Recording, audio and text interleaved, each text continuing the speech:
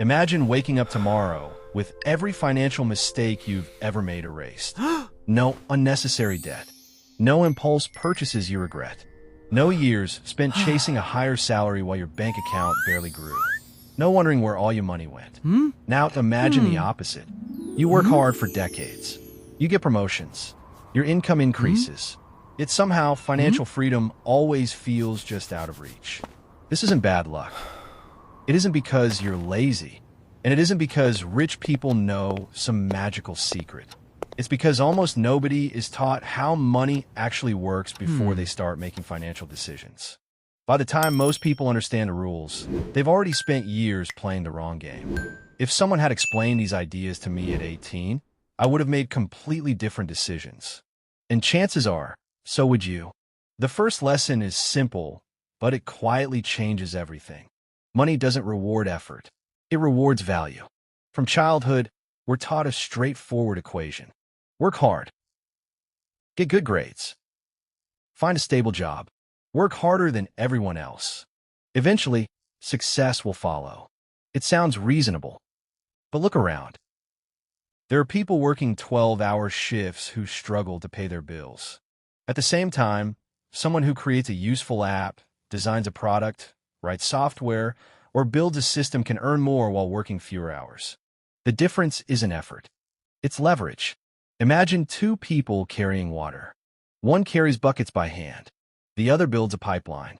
The first person may work harder every single day, but the second creates something that keeps producing results long after the work is finished. Money follows pipelines far more than buckets. The earlier you understand that, the earlier your focus shifts from selling hours to creating value that scales. That doesn't mean everyone needs to start a business. It means constantly asking one question. Can this decision create value more than once? Skills, investments, digital products, automation, ownership. These are all forms of leverage, and leverage quietly separates income from wealth.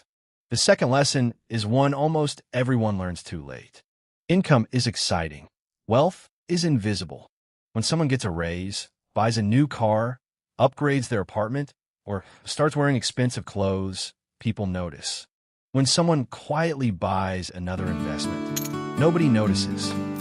One creates attention, the other creates freedom. There's a dangerous illusion many people fall into. They mistake expensive living for financial success. But appearance is easy to finance. Peace of mind isn't. Imagine two friends. Both earn exactly the same salary. One spends nearly everything upgrading their lifestyle every year. The other increases investments every time income rises. 5 years later, they appear similar. 10 years later, they live completely different lives. Not because one earned dramatically more, because one purchased assets while the other purchased appearances. Real wealth often looks surprisingly ordinary. It's the expensive lifestyle that's frequently borrowed. Lesson number 3 completely changes how you think about spending. Every purchase has two prices. The first price is obvious, the amount on the receipt. The second price is hidden. It's what that money could have become. Suppose you spend the equivalent of $500 on something you'll barely use after a month. Most people think they spent $500, but that's rarely the true cost. That money could have been invested. It could have generated returns. Those returns could have generated even more returns. Years later, the actual cost may be several times higher than the receipt suggested. This is called opportunity cost, and it's one of the most expensive ideas people ignore. The wealthiest thinkers don't just ask, "Can I afford this?" They ask, "What am I giving up by buying this?" That single question transforms spending from emotional to intentional. Lesson 4 is uncomfortable because it exposes one of the biggest financial myths. Higher income doesn't automatically solve money problems. It often amplifies them. Imagine handing a bucket with holes to someone, then pouring in twice as much water. Does the bucket suddenly work? Of course not. It simply leaks faster. Money behaves the same way. Without systems, higher income often creates bigger spending, better restaurants, Larger homes, more subscriptions, more monthly payments. Soon, the higher salary disappears. Not because it wasn't enough, because lifestyle expanded to consume it. This is called lifestyle inflation, and it's one of the quietest enemies of financial freedom. The happiest financial upgrades aren't always the visible ones. Sometimes they're the invisible decisions. Automating investments, building emergency savings, reducing recurring expenses, owning assets instead of liabilities. These decisions rarely impress anyone. But years later, they're the reason some people sleep peacefully, while others remain trapped in paycheck-to-paycheck cycles despite earning excellent incomes. Here's something nobody tells you when you're young. Money isn't primarily a math problem. It's a behavior problem. Two people can earn exactly the same income, read the same books, receive the same advice, and end up living completely different financial lives. Because every financial decision is really a psychological decision. Every swipe of a card, every investment delayed, every unnecessary purchase, every impulse, every excuse, each one is a vote for the person you're becoming. And the surprising part? Most of those votes happen automatically, not because people consciously choose a worse future, but because they never stop to question the habits shaping it.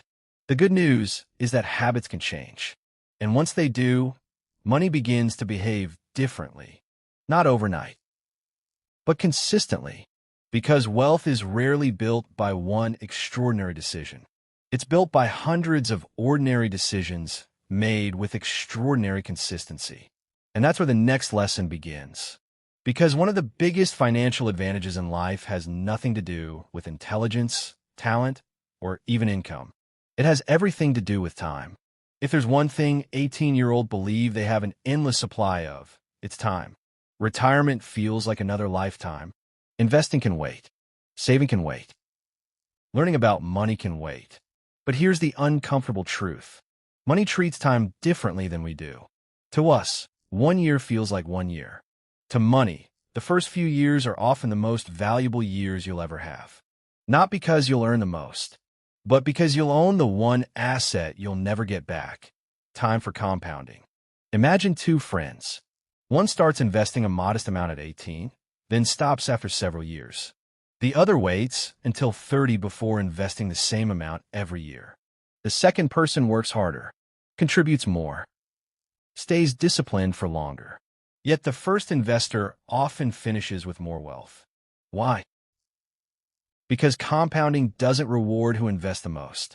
It rewards who gives money the most time. Most people think wealth grows like climbing stairs, one step at a time. It doesn't. It grows like rolling a snowball down a mountain. For a long time, almost nothing seems to happen. The snowball is small. Progress is invisible. It feels slow, boring even. That's the moment most people quit. They assume investing doesn't work, that saving isn't worth it, that building wealth is too slow. But they misunderstand where the magic happens. The biggest gains don't usually come at the beginning. They come after years of patient consistency. The snowball becomes so large that every rotation collects more snow than the last. The same principle applies to money.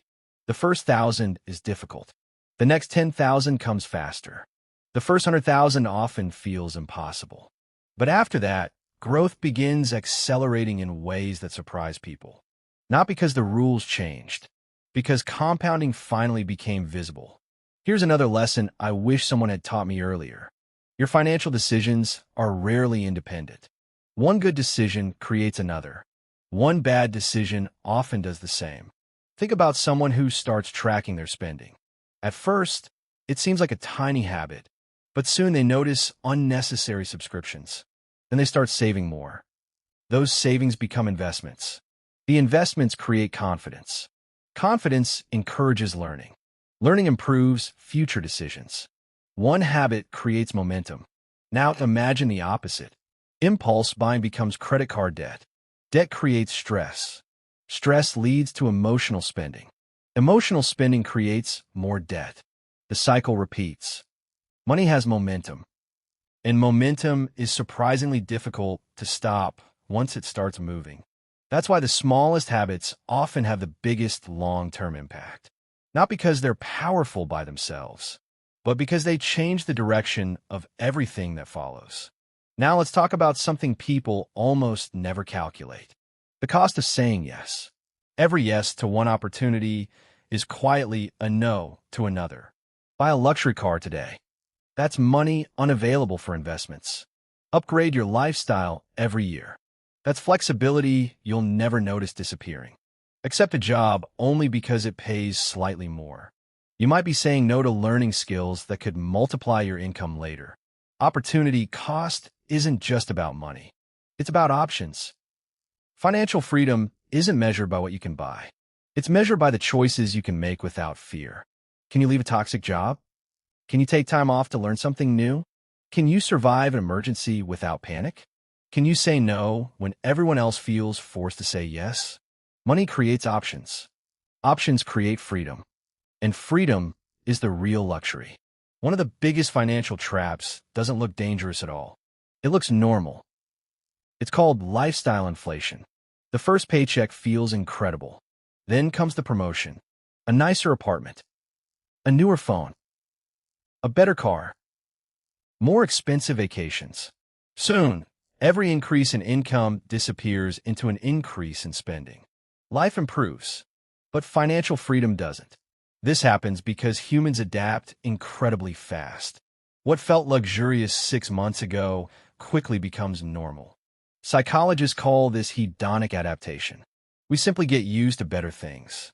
Then we need even better things to feel the same excitement. It's a treadmill. You keep running, but rarely move forward. The solution isn't to never enjoy your money. The solution is to separate upgrades from identity.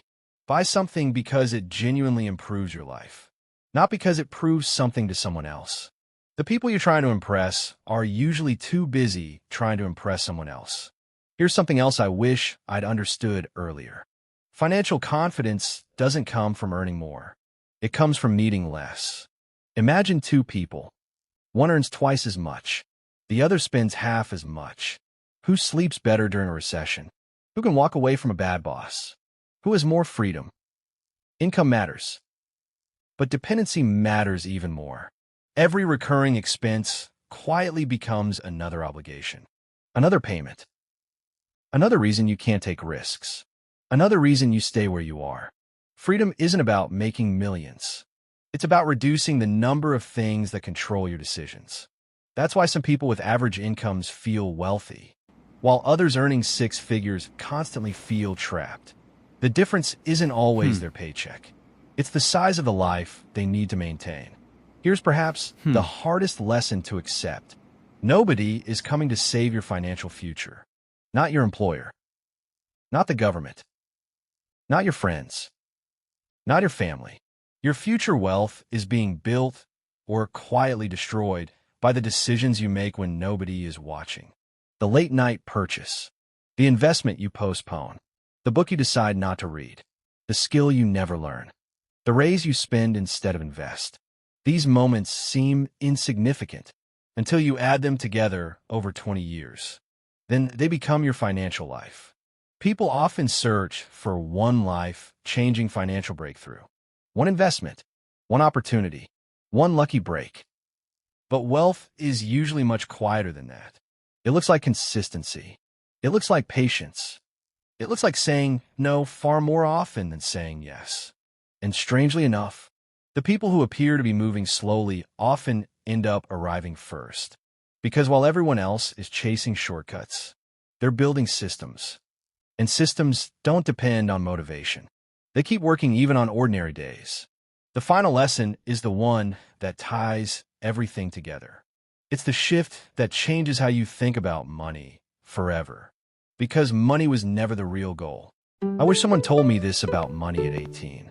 Part 3, documentary script. Here's the biggest lesson I wish someone had told me before I ever earned my first paycheck. Money is not the destination. It's a tool. And the way you use that tool determines the life you get to live. Some people spend their entire lives chasing bigger numbers. A bigger salary, A bigger house, a bigger car, a bigger investment portfolio. Yet somehow, they never feel like they have enough. Why? Because they unknowingly turn money into the finish line. The problem with that mindset is simple. There is no finish line. Every milestone creates another. Every promotion raises expectations. Every financial win becomes the new normal. If your happiness depends on reaching just one more level, you'll spend your whole life running. The people who truly understand money think differently. They don't ask, how much money can I make? They ask, how much freedom can my money buy? That's an entirely different game. Imagine two futures. In the first, you earn twice as much as everyone around you. But you're trapped by debt, expensive habits, and constant financial pressure. Every paycheck already has a destination before it even arrives. You can't take a break. You can't leave your job. You can't take risks. From the outside, you look successful. Inside, you're financially imprisoned. Now imagine another future. Your income isn't extraordinary, but your expenses are intentional. Your investments quietly grow every month. You have savings for emergencies. You own assets that continue working while you sleep. You can walk away from bad opportunities because you aren't desperate. Who is actually wealthier? The answer has very little to do with income. Wealth is measured by choices, not possessions. Another lesson I wish I understood earlier is that money follows identity. Most people try to change their financial results without changing the person making the decisions. They create a budget, stick to it for 2 weeks, then return to old habits. Not because the budget failed, because their identity never changed. Think about someone who says, I'm trying to save money. Now compare that to someone who says, I'm the kind of person who always pays themselves first. The first person is trying to perform a behavior. The second person is describing who they are. An identity is incredibly powerful. Every action becomes easier when it matches the person you believe yourself to be. The wealthiest habits don't begin in your bank account. They begin in your self-image. There's another mistake people rarely notice. They spend years trying to increase income, but almost no time increasing financial wisdom. Imagine receiving $1 million today without understanding money. How long will it last? History gives us the answer. Again and again, people who suddenly receive large amounts of money often end up back where they started. Sometimes even worse. Because money amplifies habits. It doesn't replace them. If your habits are weak, more money simply creates bigger mistakes. If your habits are strong, even small amounts can become life-changing over time. That's why financial education has one of the highest returns you'll ever receive. A single lesson can influence thousands of future decisions. One good book, one new perspective, one idea that permanently changes how you think. Those investments often outperform anything sitting inside a portfolio. Now think about every financial decision you've made in the past week. Buying lunch, ignoring an investment, ordering something online, renewing a subscription, working extra hours, learning a new skill.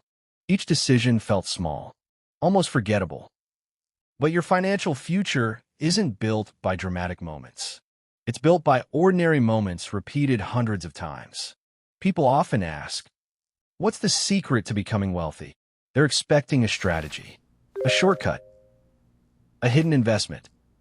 But the real answer is almost disappointingly simple. Spend less than you earn. Invest consistently. Avoid unnecessary debt. Keep learning. Be patient. Protect your downside. Repeat for years. The reason this advice sounds boring is because it works. The reason people ignore it is because it isn't exciting.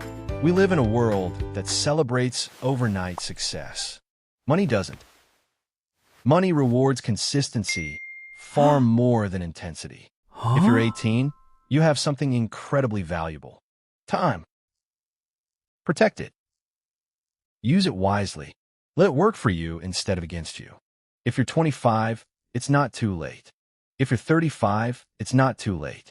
If you're 50, it's not too late. The best time to make a smarter financial decision may have been years ago. The second best time is today. Your past decisions explain where you are. They do not decide where you'll go. Every wealthy person you admire once knew less than they do now. Every investor once bought their first asset. Every business owner once made their first sale. Every financially disciplined person once struggled with impulsive spending. Nobody starts with mastery. They start with awareness. And awareness creates better choices. Better choices create better habits. Better habits create better outcomes. Then, almost without noticing, your life begins to change. Not because of one extraordinary decision, but because hundreds of ordinary decisions started pointing in the same direction. So if I could go back and speak to my 18-year-old self, I wouldn't hand over stock tips. I wouldn't reveal the next big investment. I wouldn't promise an easy path to becoming rich. I'd simply say this: don't chase money. Build skills that create value. Own assets instead of appearances. Protect your time like it's your greatest investment. Question every purchase beyond its price tag. Think in decades instead of days. Let patience become your competitive advantage. And remember that wealth isn't built in the moments everyone notices.